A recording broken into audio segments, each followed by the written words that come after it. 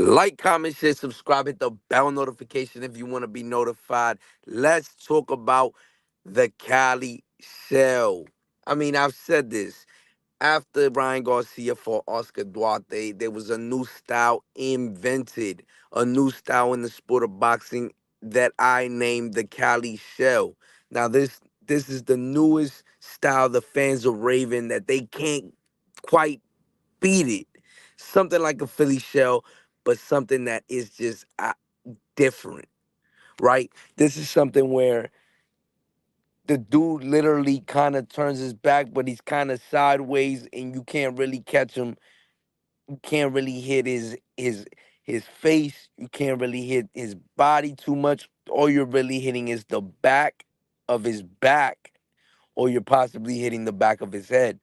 Now, obviously, hitting the in the back of somebody's head is illegal. So hitting somebody's back is illegal, but he's not turned all the way fully around.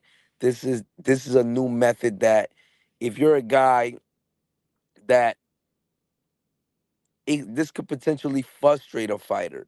You know, if a fighter is kind of turning himself all the way around, but kind of sideways. And now the ref is in awe because he doesn't know what to do with it.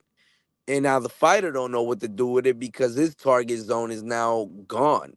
So you saw Devin Haney on Saturday night trying to break down the Cali shell, but it just was not effective, you know, because it's such a defensively is so effective that your offense is so ineffective. So it's a genius. The Cali shelf is actually a genius style in the sport of boxing that we are now seeing from Ryan Garcia. To be honest, and I think that this is gonna take is gonna rave through California. I mean, I think every fighter in California will start using the Cali shell because it's so effective that your opponent can't even touch you. You can't even touch you. Devin Cornerman said the Cali shell had Devin clueless. Clueless, bro. It's so out of this world because he's not fully turned around. He does fully turn around, but he's not so fully turned around because he's kind of sideways and he's just covered up into a ball. And it's kind of like, all right, so where am I supposed to land these shots, bro? Where am I supposed to land these shots? I don't have any type of target. There is no strike zone, as they say in the MLB. There is no strike zone. The only strike zone is the back of the spine or the back of the head. Now we know that that shit is illegal. So now what do you do? What do you do to break down the Cali shell? You know, it's so effective that it like completely neutralizes your whole offense. You don't know what to do anymore. It completely just shuts you down. Uh, Devin Haney was completely clueless. I mean, he was just throwing shots to the back of his back. You know what I'm saying? And it just didn't work. You know, it's not something that's gonna really affect you too much. But I think that Ryan Garcia developed that style not because he just developed it out of nowhere. I think that he did get badly, severely injured to the ribs before the Javante Tank Davis fight. Once Javante Tank Davis pretty much touched that rib up, he was probably like he said and he was like, yeah, it was that rib. He told Joe Goosen after the fight, he said, yeah, it was because of that rib.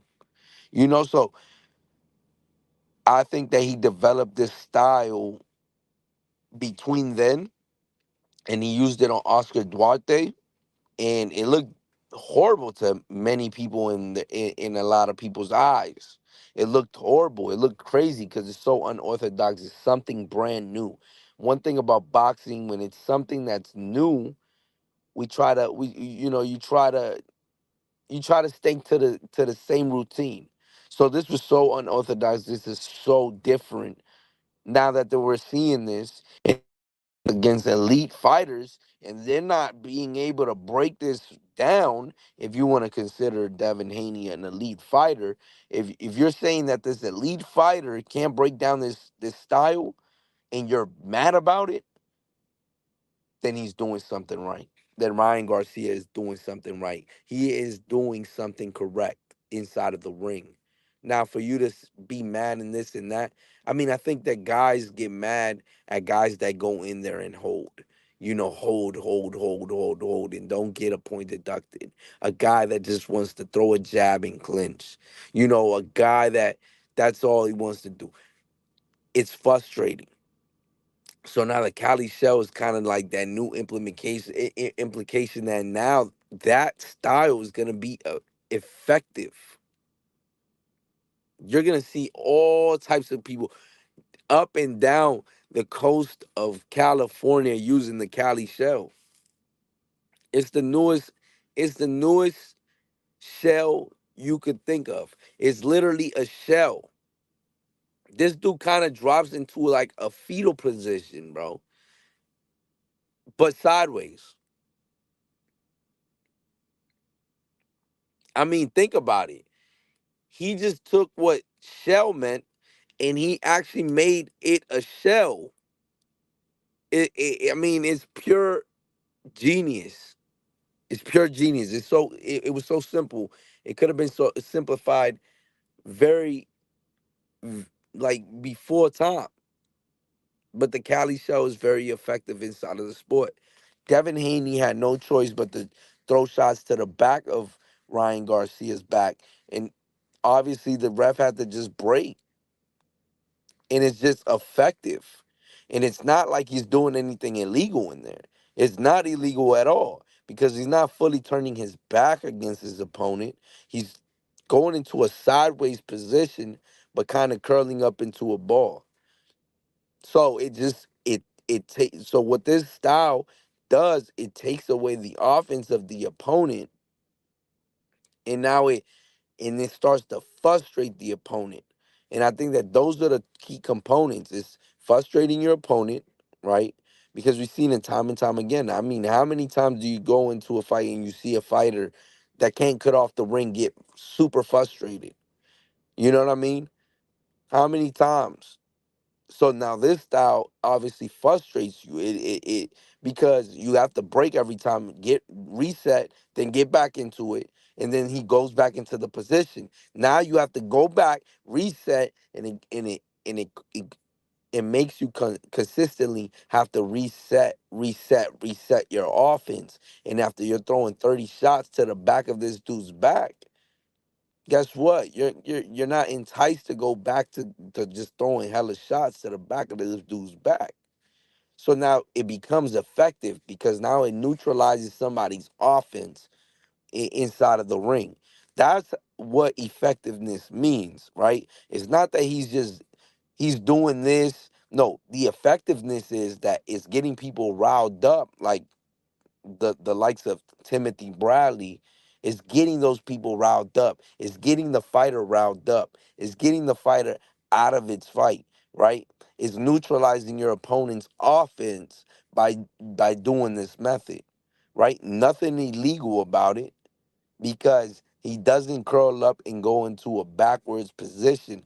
He goes into a side position, and that creates you to be able to. I mean, you saw it Saturday night. Devin Haney really had no answer for it, because there really isn't an answer for it. There's things that you could do. He could have just kept jabbing. He could have just kept jabbing and not came in. But he wanted to stay pretty much close to Ryan Garcia, and he knew he had to go for broke. But that's the reason why the Cali shell is effective inside of the ring. It's pure genius, a defensive mechanism. Could it be broken down? Yeah, it definitely could, right? Because if you're a hard enough puncher and you're punching to the back of this dude's back, it could potentially cause something. But Oscar Duarte was obviously a heavy puncher, and Ryan Garcia was utilizing it until he got him up out of there in the eighth round.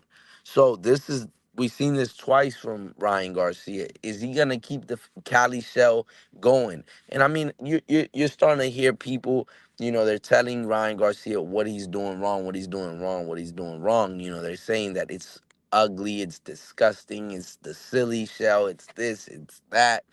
And in reality, it's pure genius. In reality, he's doing everything right because he's the both times that he's used it, and one he got a knockout, and the other one he kept dropping the dude. You see what I'm saying? So the Cali shell to me is very effective until it's not effective anymore, right?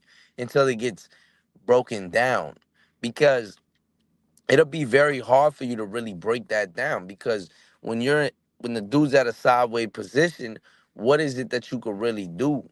And if you're throwing shots, you could potentially get countered with something. Yes, this dude is sideways, kind of just, and there's nothing for the fighter to really do anything.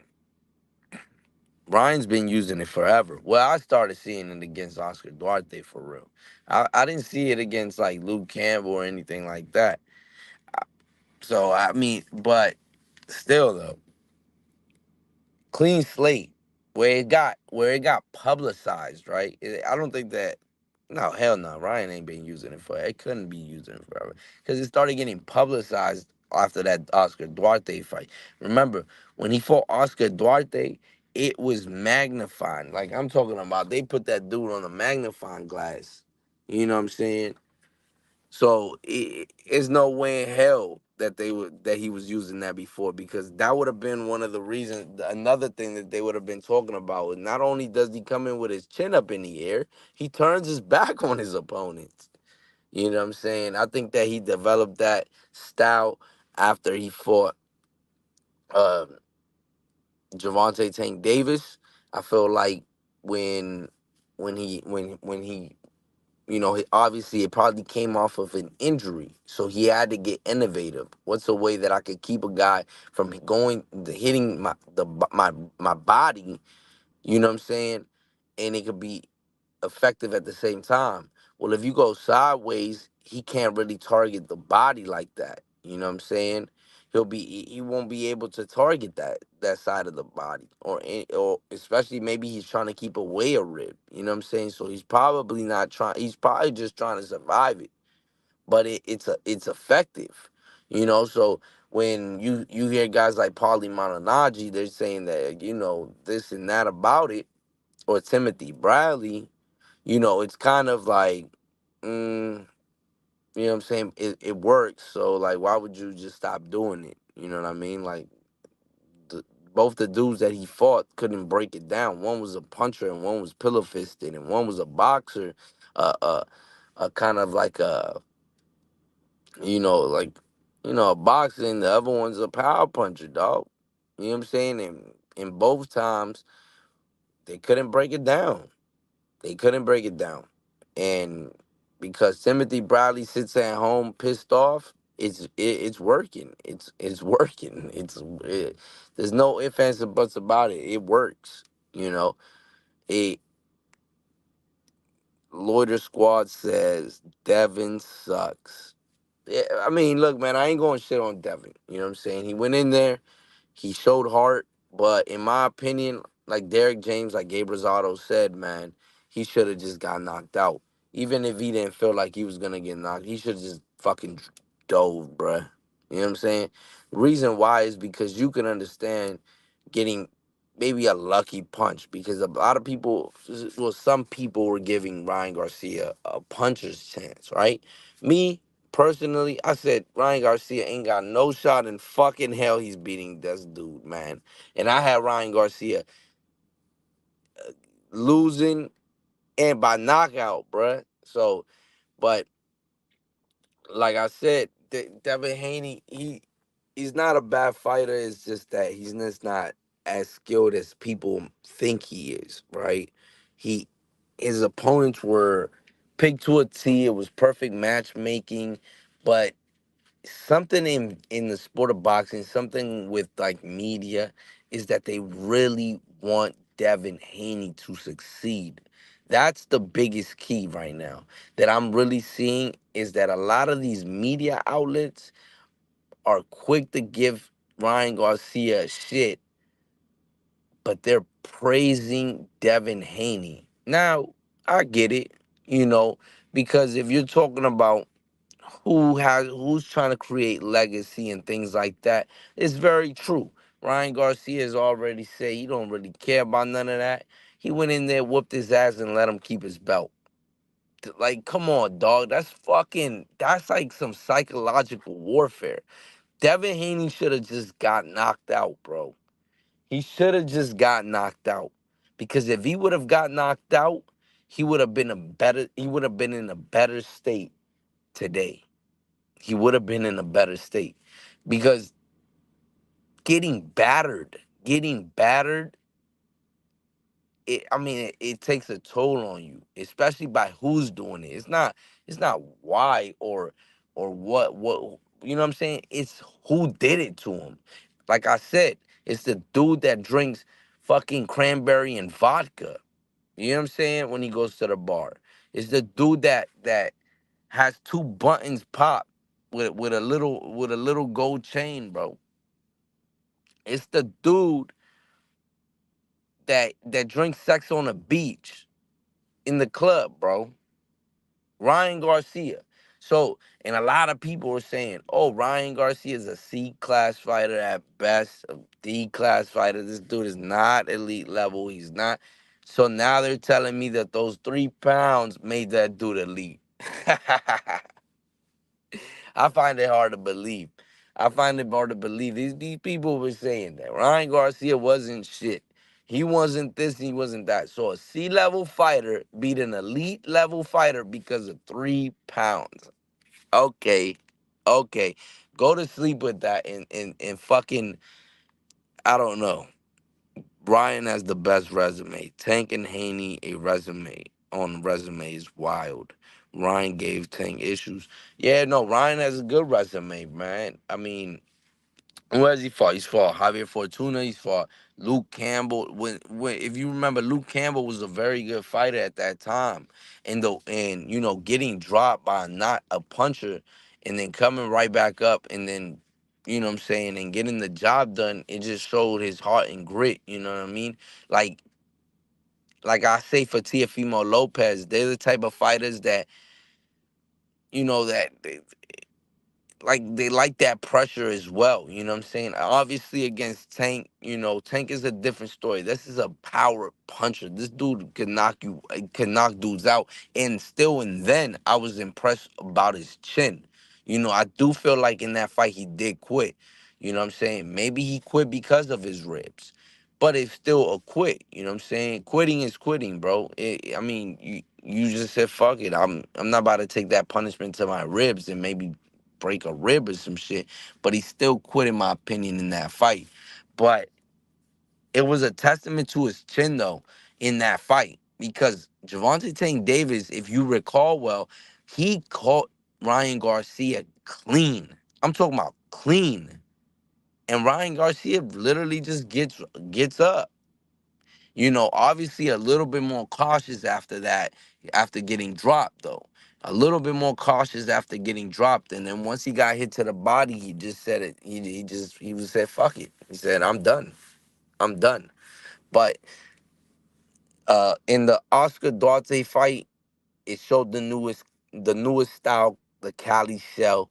And I think it's an impressive style and it can be perfected because Ryan Garcia started and I think that he could perfect that style, right? Because it takes away the offense of his opponent, especially when his opponent is not very offensive, you know what I'm saying, or not a big volume puncher. It takes a lot. And I think that when you start matching that style with other styles, we'll really see what's going on. But Devin Haney, the type of fighter that he is, you know, a guy that just jabs and clinch, he has the jab and clinch. Like there's dudes that are pure boxers, you know what I'm saying, the runners, marathon runners in the sport of boxing. There's dudes that are punchers, and then there's the jabbing clinchers, bro. You know what I'm saying? There's the jabbing clinchers. But Devin Haney in reality, and it takes away so much time from the clock, dog, because every time that you have to go back and reset, every time that the ref has to break you off of this dude going to the side and doing that shell, it just breaks down everything. Time, you know what I mean? Time. You can't get back time. Time is precious. You see what I'm saying? So think about that. Think about that shit, bro. Think about that. How much time you're wasting every time the ref has to break you? You're throwing hella shots to this dude's back. This dude's not breaking, right? His back is not breaking. You know what I'm saying? Spinal is not breaking. So every time you got to go back, reset, come back to it, and he goes back into that shell. Now he just wasted like probably 20 seconds off the clock. You see what I'm saying? And from, it's a recovering technique. He goes down to his motherfucking shell and he starts fucking breathing in and out, getting some recovery. It's genius. It's pure genius. Kind of weird, got dropped by Tank, but wasn't buckled like Haney did. Yeah. You definitely right about that. Because yeah, fuck you, man. And Devin Haney caught him with a clean shot. Ryan's legs buckled, bruh. His legs buckled. His legs buckled. But he click clacked the motherfucking gloves and said, "Let's fucking go." That's hard though. That's hard. He knew he was hurt. He knew he was hurt like shit. He got hit clean by do that on punch. But it's also, but yeah, that's crazy, bro, because Tank caught him very clean. Very clean. It wasn't like he grazed him and just dropped him real quick. Nah. That shit would have put dudes out, bro. Haney, pure ass. I don't think he's pure ass, bro. I think he's a good, solid B level fighter. I think that he's probably not elite level. But who's really elite level? Teofimo Lopez, and he has a loss. So Devin Haney still has a. I mean, he could still become elite level. I mean, he was still undisputed. He has the accolades, and he shows that he wants those big fights. So I'm not mad at him. I'm not mad at him at all. You know what I'm saying? But the comparisons that he's the next Floyd Mayweather and stuff like that, people were pissed off about that. I'm not pissed off about that, right? Because if you have that type of uh dude in the sport of boxing, it just makes it more entertainment for fans, bruh. You know, if they're saying that they're the next Floyd, let them try to be the next Floyd, bruh. You know what I'm saying? Let them try to be the next Floyd because that only motivates them to be better than Floyd in reality. That's what they're trying to say is we're trying to be better than Floyd, but we're the next Floyd. You know what I mean? So obviously there is no other Floyd. There will never be another Floyd because there's only, you know what I'm saying? Floyd is gonna be always Floyd. You know what I mean? But you could reach a higher ceiling than Floyd did. You know what I mean?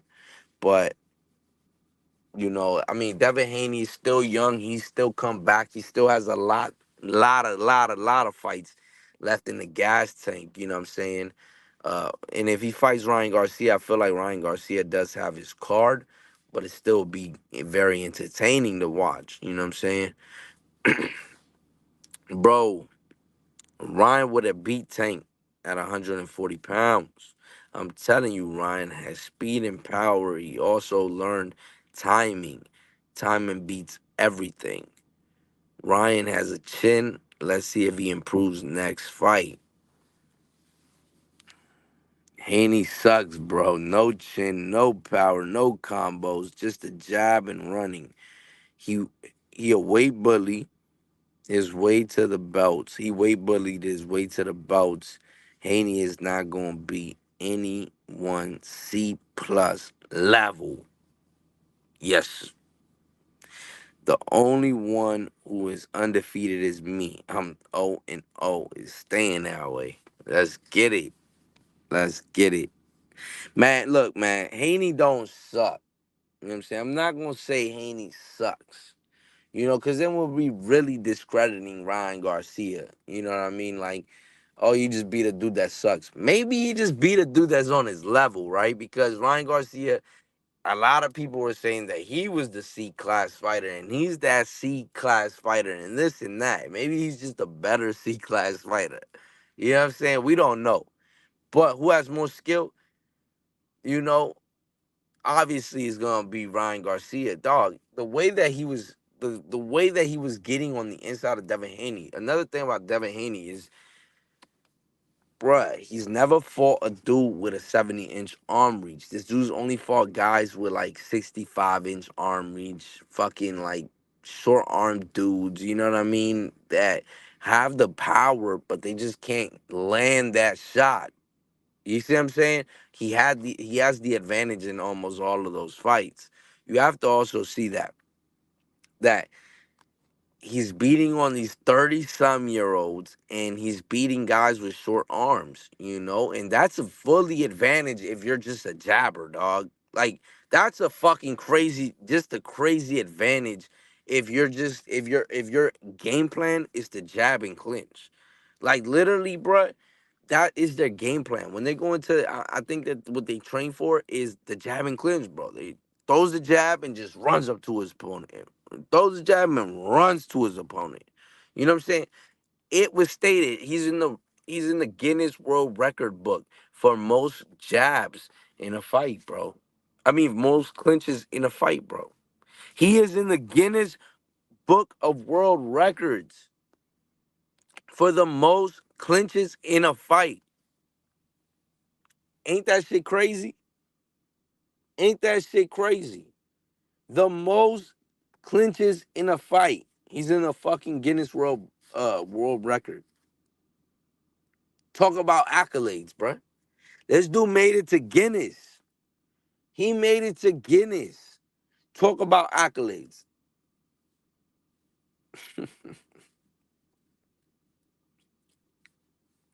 Ryan Garcia has no footwork and a weird defense.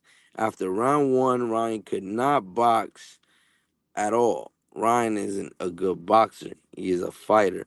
And sometimes a fighter can expose a trash boxer. No, definitely. I mean, yeah, we know that. We know Ryan ain't got the best footwork in the game, you know what I'm saying? We know that. I mean, we saw him Saturday night. He was on the back foot and Devin Haney was on the front foot at when in 2, 3, 4, 5. Devin Haney, I think, was on the front foot for most of those rounds. You know what I'm saying? And Ryan wasn't even pushing him back. You know what I mean? But maybe that was a tactic. Maybe that was a part of their game plan. But he doesn't have the footwork, and you could tell. One of his trainers said that he didn't recover from that first punch in round one. No way in hell, because it's no way in hell that you come out win 2, 3, 4, and 5, and say you didn't recover, unless you was on noodle legs. You know what I'm saying? But yeah, he's a fighter. He's a dude, because we seen him with Tank. Dude was just coming in throwing big ass flurries. He's trying to make that shit a fight. Fuck this shit. I'm going in here to hit. You know what I mean? And when he hit, he's not very patient. That's another thing I see about Ryan Garcia. How patient is Ryan Garcia? I don't see that he's very patient. He tries to kill you, man. You know what I'm saying? Like it's like he gets bored inside of the ring. Like he doesn't want to do all that extra antic shit. Like, you know what I'm saying, have to chase you. He don't he in all his fights he never did that type shit. He just wants to throw them flurries and knock you out.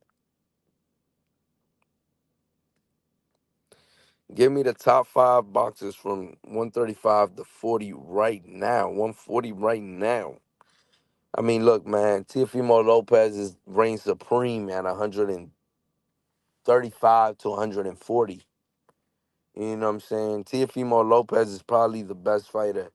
Um, you had guys like Sean Porter going for Devin Haney, saying that he was, um, he that was his number one at 140 pounds. After Teofimo Lopez annihilated the man at 140 pounds, and Josh Taylor, at 135 pounds with doing the things that he did, becoming undisputed, being Lomachenko. I mean, Teofimo Lopez is probably the best fighter, and he could box you, and he could knock you out. So this dude is like all around a great fighter. You know what I'm saying? Yeah, he does have those lackluster performances. He's not super consistent. It's like he fights down to the level of his competition at times. And like what I say about Teofimo Lopez is that you need to keep him under pressure, right? If it's those big fights, he gets up for those types of fights. When you got guys like Sandor Martin, you know, those types of fights with a fighter like that or Jermaine Ortiz and things like that, it just kills the sport of boxing because those fighters are not putting their best foot forward to give the fans a fight. So if you give me if number one, the number one fighter at 135 to 140 pounds is Teofimo Lopez. At number two, I got Tank Davis. Obviously not because of legacy or anything like that, just the knockout ratio. You know what I'm saying? Entertainment value and knockout ratio. You know what I'm saying? You got to put him up there. But when we talk about legacy, obviously Javante Tank Davis is nowhere near a top five list. You know what I'm saying? He's just he's on a, I see him like a Ryan Garcia. They're just entertainers for real, for real. You know what I'm saying? They're entertainers. They're here to entertain the sport, but they're not here for the legacy. But even at that, it's funny because they're still creating that legacy within themselves, anyways, without any belts, which baffles me. Because, like I said, Ryan Garcia just literally went in there Saturday night, whipped his ass, and let him keep his belt. Who does that, bro? You know what I mean? Like, how embarrassing is that, bro? I came over here, I whooped your ass, but here, you could keep your shit. That's like the ultimate shit. Like that's some ultimate wild shit if you think about it, you know. So number two, I just give it the Tank off of entertainment value. If we're talking about no, number three, I would put Lomachenko on there, bro. But see, the problem with Lomachenko is, obviously he got robbed, in my opinion. His last fight against Devin Haney. But in my opinion, obviously three losses. He's still the Matrix. He still does big things. Um, but activity just kills Lomachenko. To be honest, it's like he's gonna fight George Kambosos, which is not the greatest of fights, and he's gonna whoop the shit out of George Kambosos' ass. And I think that Devin Haney's kind of, Lomachenko is kind of content with just making the money now because he's getting older and he needs to retire very soon. He's over 30 some years old, and I think that fight's gonna be in Australia, if I'm not mistaken. I think it'll be in Australia, and they're gonna make the bag for it. But Lomachenko's up there. Shakur Stevenson, if we're talking about 135 pounds, Shakur Stevenson, I feel like has a lot of skills, but he is scared to get punched. So, like, dog, to be honest, this is just to be honest, if we're giving a top five, bro, I think just Teofimo Lopez stands alone for the top five, bro, and it's just everybody else after that. You know what I'm saying? I think it's everybody else after that. I don't think that anybody else is good enough. Fighters need to fight each other. Most of 135 is undefeated. Yeah, yeah. I mean, Javante Tank Davis gonna be fighting Frank Martin. You know what I'm saying? So that should be a alright fight. I ain't mad at it. I'm not mad at it, but I know that they think that I mean they see something that they're trying to capitalize. They know that Frank Martin's about to go in there and just get knocked the fuck out, bro. You know what I'm saying? I think Ryan versus T.O. 147 would be the best, bro. Yeah, hell yeah. That would be a great fight, dog. That'd be a great fight. And I think that Ryan Garcia will give Teofimo Lopez that opportunity because I think that Ryan Garcia understands that Teofimo Lopez has actually been overlooked, dog. You know what I'm saying? He's been overlooked, underpaid, you know what I'm saying, undervalued, underappreciated. You know what I'm saying? Think about it. Like they were trying to give Devin Haney like dog, they were throwing roses at this dude. You know what I mean? Like when he walks and shit, like his shit don't stink and this and that. You know what I mean? Like it's very weird, but everybody in the media just wants Devin Haney to be like the next great or something. Like you know what I'm saying? And it's kind of weird to be honest. You know, because they overlook guys like Tiafimo Lopez. You know what I'm saying? Like a dude that's creating legacy, and you wanna torch that for a dude that's not that great. Like that's pretty crazy to me. But yeah, at 147 pounds, I think that Ryan Garcia would give Teofimo Lopez an opportunity. To be honest, Tank might lose to Martin, in my opinion. It could very well happen, right? We already seen the shock. You know what I'm saying? And it'll be shocking as hell if he could beat Javante Tank Davis, yo. That shit would be crazy. Mortaya, Zapata, Keyshawn got to fight. Yeah, yeah, that too, you know. But those are guys that's still coming up, you know what I'm saying? So that's why I haven't really put them. I think that they're contenders though. You know what I'm saying? That they should get those shots, that shot at the belt very soon. Morataya, Zapata, yeah, man. Definitely would like to see them with those big names. And don't get me started on Isaac Cruz, bruh. You know what I'm saying? The dude is something else, man. They trying to keep that dude away from Javante Tank Davis. I think they probably even told him, man, just really for real, call him out, but just stop really talking about it because you're not gonna get that rematch. But you know what I'm saying? You almost beat us, and fuck that. We ain't taking no risk. Vaquero and Tank both 29. Crazy how much more Vaquero has done. Exactly. Yeah. My man Emmanuel Navarrete got a fight coming up against Baranchik. Bro, I'll beat Isaac for real. Make me famous so you can see. Nah, Isaac Cruz is like that. I mean, he's like I like his style. I like that, but I don't feel like he's the next one. I think that if he has some head movements and footwork, it could potentially work. But his face is his defense, and I think that ultimately just, you know what I'm saying. I don't think that he'll ever get knocked out, but he will get outboxed.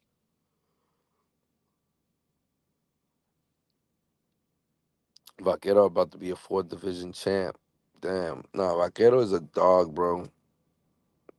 His style is just crazy. If he had more discipline, he'd probably be one of those all time great dudes, bro. You know what I'm saying? But I don't think he really gives a fuck about none of that shit. They just give him the opponent. He say yeah, and then that's it. You don't care if there's a legacy involved or any of that shit. He just you know what I'm saying? Can I join his voice call? Whatever you want. I'm about to get up. I'm about to get up out of here, bro. But definitely, sometime I'll probably open up the panel. But I'm not really too much into opening up the panel, bro. I appreciate you being here, though, for sure. I need money and Bud fights bums. Yeah, man. I don't really open up the panel, yo. You know what I'm saying? That's not really something that this channel does. You know what I mean? But I appreciate you, man, coming through for sure. You know what I'm saying? Um, like, comment, share, subscribe, hit the bell notification if you want to be notified. Man, it's pound for pound boxing real news, giving you the latest on the Cali Shell. The fans have been going crazy, raving about the Cali Shell. You hate it or you love it. You hate it or you love it. I think I'm the only person on YouTube, Twitter, or anywhere else in this world that really could really say that I really like this style because it's very effective. Does it look ugly? Yes. Not when it's something new, everything looks ugly at first, right? But when everybody starts doing it, it becomes the norm, right? A lot of people are followers. You know what I'm saying? I just see that there's a lot of potential in that type of style being effective. That's why I called it the Cali Shell. Remember this, man. I said it here first, and I did it first. You know what I'm saying? But we out, man. Peace.